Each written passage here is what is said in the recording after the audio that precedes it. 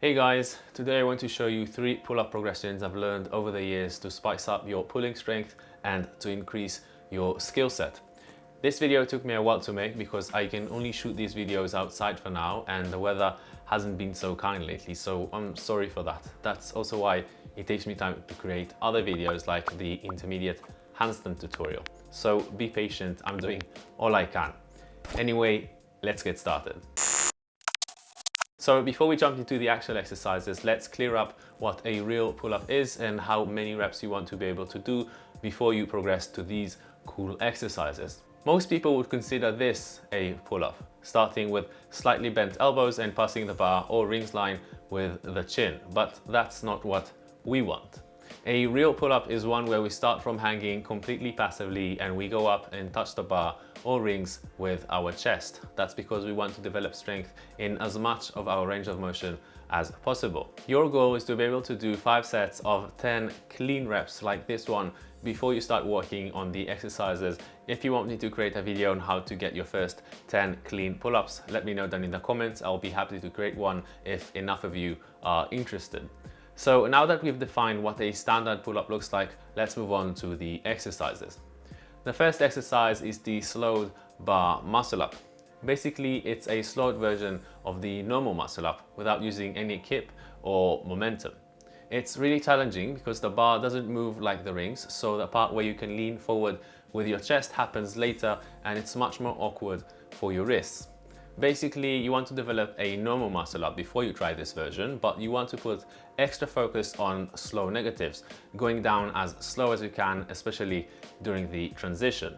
Also, you'll have to get used to grabbing the bar in false grip really hard. It won't come naturally or easy in any way. It's very uncomfortable at the beginning and takes time to get used to.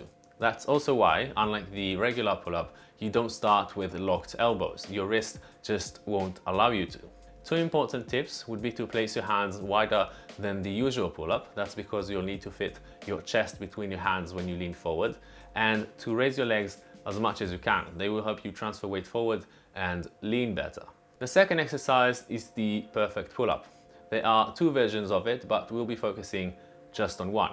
The exercise combines the regular pull-up with another movement, scapular pull. Basically, you want to get into a scapular pull position, pull up as high as you can, get out of the scapular pull position, touch the bar with your chest, and then go back the same way.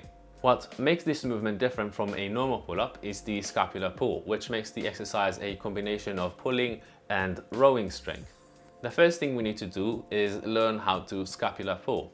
You basically want to get your hands as close to your waist as possible without bending your elbows, or while letting go of any muscles in the lower part of your body. It's not a front lever entrance. At first, the movement will be small and almost unnoticeable, but over time, you'll be able to pull more and more. If you want to work on it, do 3 to 5 sets of 5 reps of holding the top position for 3 seconds.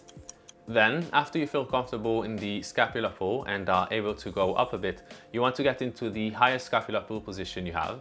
Pull yourself up as high as you can, and once you can't go any higher, transition into a normal pull-up and then go back. Make sure to isolate each part of the movement and to not connect them all too much. I want you to develop good control and strength before you smoothen this drill out. The third exercise is the archer pull-up.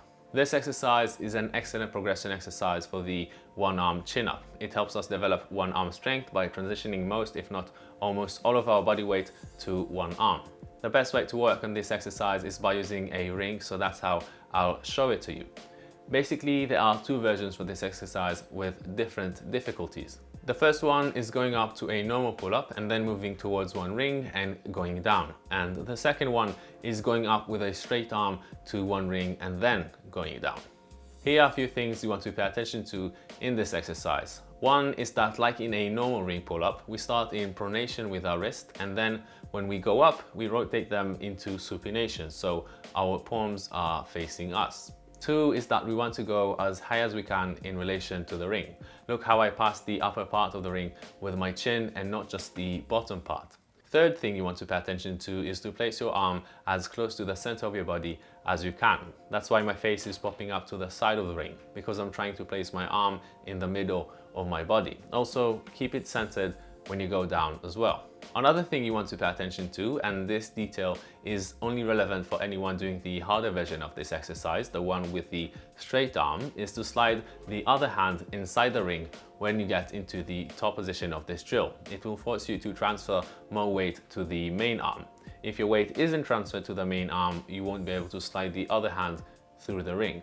Besides that, make sure you don't push yourself too much with the advanced version of this exercise. That's because if you're too exhausted and don't have enough strength to pull up, you can easily compensate by passively transferring weight to your other arm and placing a ton of load on your shoulder joint, which can cause injuries. So only use this version when you have strength. If you're tired and still want to get some reps in, go back to the easier version.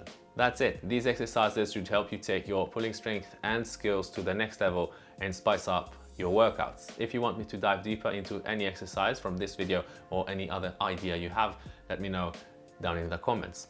If you find it useful, make sure to give this video a thumbs up and subscribe to the channel. I'll be uploading many more videos like this one when the weather gods will favor me here in Tel Aviv.